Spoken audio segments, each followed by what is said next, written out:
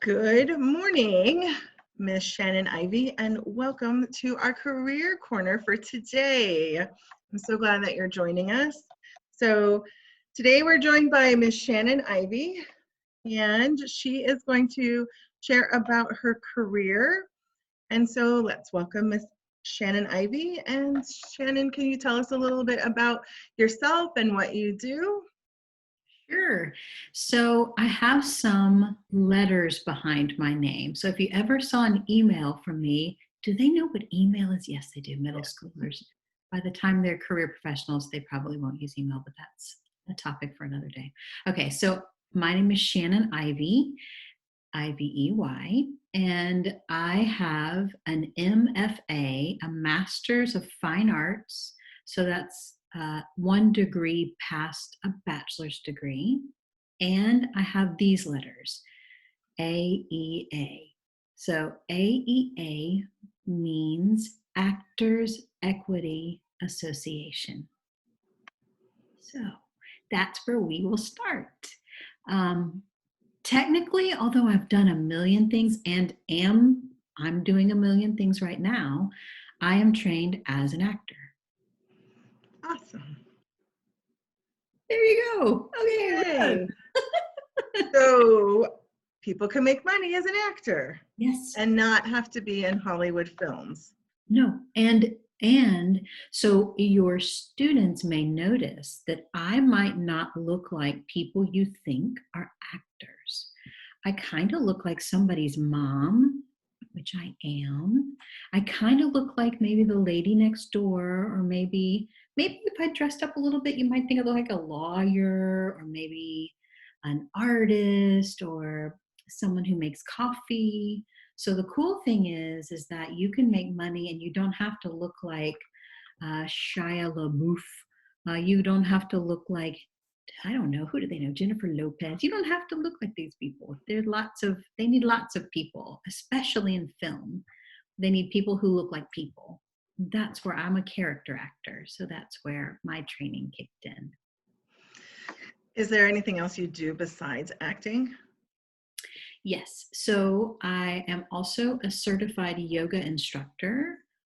I weave in teaching movement practices. I do a lot of teaching. I teach things a lot or like facilitate workshops. Recently, this might be fun. I write. I do a lot of curriculum writing and I write stories and I host a podcast. So I like to make up things. That's that creativity. And in 2015, I created, out of the blue, out of my brain, I created a thing called the What She Said Project. The What She Said Project is now, it has a website and we do live events. Now we do virtual events, podcasting, coaching. So I coach performances and I coach folks to speak in public so they'll feel confident. I like to make things up and then sell them to people. But it's not ever a thing. I haven't figured out the thing. It's an experience. Awesome. So why did you choose acting or the field that you're in? My mother would tell you that I chose it because I was good at it. So I don't know if you have students that are just like really good at something. It comes really easy to them. You kind of take it for granted. So that was me, even starting in middle school, like writing and acting and singing. Played clarinet. I just was very artistically oriented, performatively artistic. I can't draw. My kid can. I can't draw. I can make logos, but that's computery stuff. So I just kept winning awards. And for me, my family was really conservative. And they really wanted me to go to the college they went to in Arkansas. And I did not want to go there. And so in my brain, I began to, probably in middle school, begin to think about what is the thing that people think I do best so that I can get a scholarship and go where I want to go to college? Like, how can I make that decision? And so I knew two things. I knew I tested well. I'm not going to say I was smart. I'm not the smartest, but I'm strategic. So I tested well, and then I kept along the path of things that I would win awards on, so that when I looked at colleges, I would get a full paid scholarship, which I did. Wow, Yeah, congratulations. And thank where you. did you go to school? I went to a school, I only got one offer for a full paid scholarship, and I went to a college in Mississippi it was the first public college for women. I didn't know that. I just knew I was going for free, and I didn't have to ask my parents for money. So it was called Mississippi University for Women. And boys went there since 1982. That seems like a long time. We had cars and telephones then, but no cell phones. So you went there for your undergraduate, and what did you Yep. study for your undergraduate? I was in a cohort of advanced learners. So I got a bachelor's in theater. You can't differentiate what you do backstage or for a BA. So we have different types of degrees, and I got a bachelor's of arts. What was cool about that is that I got to learn how to do lots of things. So I liked to do the lighting, and I got to build the sets. I don't sew, but I like to put clothes together, still true to this day. I got to learn playwriting, and then a skill that was very helpful, other than just auditioning and being an actor and singing and doing that sort of thing, is I learned how to direct theater. I'd never seen a woman direct. I'd never had a female director. I'd only had men. And honestly, if I can say, I had only been directed by white men. And so I didn't see myself in that career, which is why in graduate school, now I would say, oh, maybe I should have been a directing path. I got an MFA for actors because I'd never seen a woman be a director for pay, for money. Got you. Interesting. And so your MFA, which is a Master's of Fine Arts, right? You got that from where? The University of North Carolina at Greensboro. So getting there, I had a moment where my junior year, I watched this movie and it had lawyers in it. I had never really thought about graduate school. I didn't know what I was going to do. But for about a year, I thought I was going to be a lawyer. And then I took tests called, like, there's an LSAT. You have to take special tests to see if you could do it. Same thing with being a doctor. And I did really well on it. And so for a little while, I looked at law schools. And sometimes I even think about that now, 20 plus years later. Like, oh man. You may not be a lawyer, but you can play one on TV, right? That's right. What are some of your favorite things about your career path that you have? This is the thing that I think I wish my parents had realized, that because of the training and confidence that I had in, like, both writing and speaking and working with other people, I'm very adaptable. I can create content and courses, and, like, because of that, creativity is really what I wish they had understood was not a bad thing, but actually a really good thing. Because when things change, like, people can't go to theaters right now. Mm-hmm. And can't go to live theaters. One thing that's helping me is that in my career, and I did eventually teach theater in colleges for like 20 years, but when things changed and then I had a baby and I couldn't be gone from it every night, I needed to shift my career. And because I'm creative and have confidence, it worked. Yay. What are the most difficult things that you think you've experienced on your career path? I know that I don't know how you talk to your students about stigma and bias. Do you ever talk to them about anything like that? No, we're going to move into that this year, though. Okay. So, as an actor, and I used to have longer hair. I think you met me, I had maybe I did have longer hair then. You did. A part of what was difficult is I was told it had to look a certain way. when people cast folks, they have a script and predefined roles of what people should be and should look like. So, because, like I said, I'd never seen a woman direct, I'd only really seen like one specific way a girl could be a girl.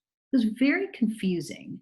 And so I didn't understand because my parents wanted me, I don't know, just the way I was raised. I would find that in the theater, these old notions of how people should be were very tight.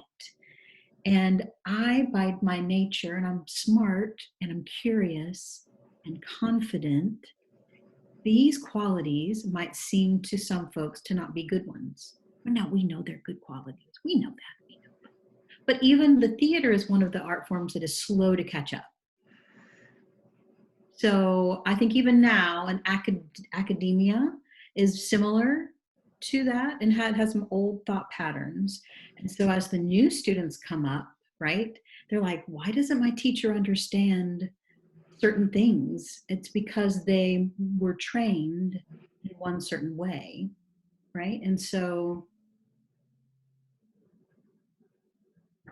I've enjoyed being outside of theater and being outside of academia because of that. Does that make sense? Like I'm more creative now. Oh, I can tell.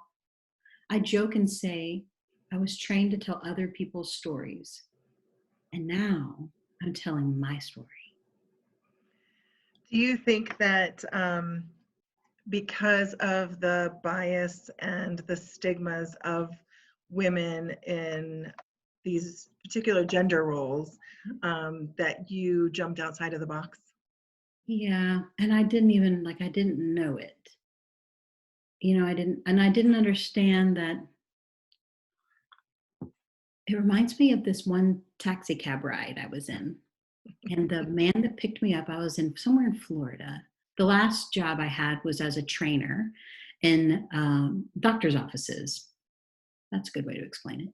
And so I was traveling for work, and the man that picked me up looked at me and said, I got in the back of his Uber, the taxi cab, and he said, where are you from? Like he gave me this look like this, his face looked like this. And I was like, well, Memphis, but I've lived many places. And he said, no, no, no, no, no. Well, you are not from here. So you're Europe? And I'm like, what? So what I'm learning, because now I identify as someone who advocates for human rights. And I try to see in stories that we like tell ourselves or that a community tells us, like when we run up against that edge of that face, like something's weird about you. Often what it is we have learned in that someone who is different it's not okay.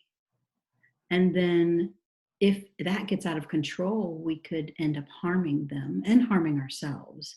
So that's my work as a grown-up, is to like take those stories and see if I can piece them out. And then for folks like me and other folks that are different for whatever perceived reasons, which sometimes it's just a haircut, I try to see if I can help them understand that some of what they're going through, it's not their fault. It's just, it is a societal thing. That's that stigma and bias, which I know you can talk more about in your training. Yes. Besides the money that you receive for services, what else do you feel like you gain from what you do? Oh, I'm a learner. So I love to learn from other people, and I enjoy one-on-one conversations. And so it's been really great to have a podcast and be able to interview folks. And one of the people I interviewed was a young person in college, but she's like a young Black female, and she's doing such cool stuff. And because of my podcast, she got noticed on a city level and then was put with these experts to talk about race and bias. And then she went on from there to talk on the state level, and she's a sophomore in college, right? Wow. sitting with the big dogs. And then like I'm just like watching her rise. And so if I can, in my auntiness, do a little bit of that, that makes me very happy. Very cool. That is very cool. That's a cool story. Yeah. So my guess is that salary range, like there, it's kind of like it can be kind of like on the lower end and then have this exponential growth pattern because of the Hollywood actors. They kind of like blow that salary range out of proportion. But what would you say? I know you're in the southeastern part of the United States. Mm-hmm. For somebody who does what you do, where you do it, what would you characterize or categorize the salary range for something like what you do? So I'm going to tell you something that's a bit bleak. It is very difficult in the theater to make a full-time living. What many of us get used to, it's very normal for theater folks to have a day job. And then, so something you do to make enough money to live where it is you want to live. And that's one of the reasons why I am where I am, is because the cost of living is low and I am a solo parent. And so I can afford more here for my child and myself. In the film industry, you can in the Southeast make more in film and television than you can in theater. So I've had gigs that could pay for a month of my living off of a commercial. Wow. And theater in the Southeast, not so much. But a lot of folks still like to do theater. They just work during the day doing something else. Maybe they're a hairdresser, or maybe they're a graphic artist, or a teacher, or a lawyer. There's even one physicist who works in cancer who loves improv, and he runs an improv troupe. So for a lot of people, it's more like a passion in the theater. But you can make money in film, especially in Atlanta. Yeah, I understand that Atlanta and then Savannah and Northeast Florida have some really good spaces for theater for on-screen actors. Yes, true. So my last question is there anything else you'd like to share with the students of Weld Central Middle School about what you do and why you do it? I want to plant the seed of like, so the funny thing is I thought being a grown-up would be different. Like I thought I would like, I don't know, like one day I would just be like, open a closet and like put on my grown-up clothes. And then I'm still myself. Like I'm like the same me that I think I was probably 6th grade, 7th grade, 8th grade. By 9th grade, I was ready to get out of high school. I was just like, I'm done with this. But the thing is the stuff I loved then is very similar to what I love now. And so I would just sort of ask them to consider that that's a good thing. Whatever it is that they love, it could be gaming, or it could be drawing, or like making cool beats. My kid loves to do that. Do you know, or making up raps, or making your friends laugh, whatever that is, you could make that into a career. Now, it's not going to be easy, but you'll be happier possibly than if you do the thing like, no offense, maybe somebody really wants to be a CPA. That was not my world. We need CPAs, yes. But if you love to make people laugh, I mean, maybe you are a laughing CPA.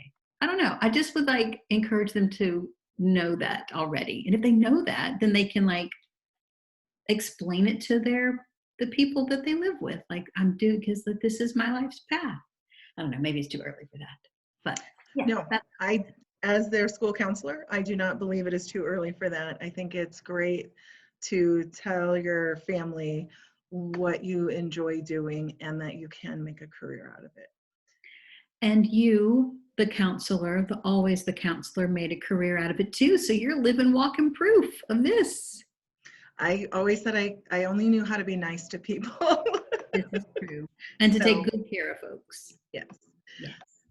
Do you feel like your podcast is something that some of our students would like to hear more from you, or is it think about this adult content, or there is some adult story sharing, but there Zoe, my daughter, does occasionally appear, and she is wanting to create what she said Project Junior, which would be perfect content.